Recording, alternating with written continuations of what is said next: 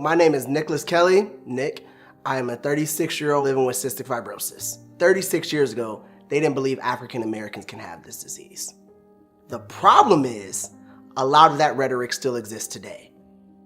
It causes misdiagnosis, it causes lapse in treatment, it causes a overwhelming, really forgetting of a population who is affected by this disease. My cystic fibrosis is interesting in the sense that I have 2 rare mutations. What does this mean? It means I am not a candidate for many of the therapies out there.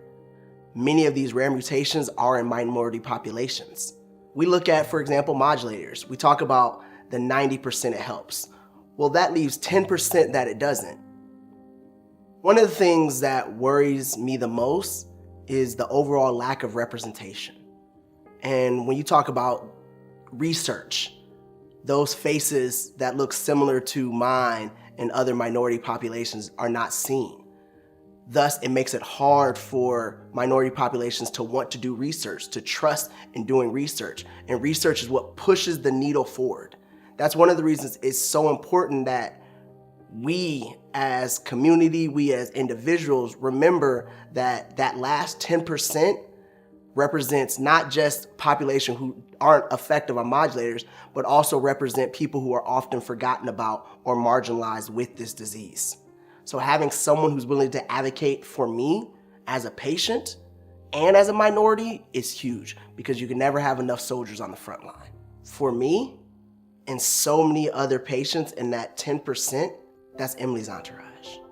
They are my entourage. They are our entourage because they have our back.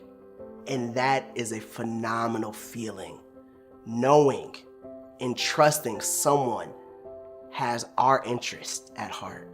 They're gonna stand up for those individuals in that last 10% who do not benefit from effective modulators. The final 10% will not be forgotten. The people who are minorities will not be forgotten.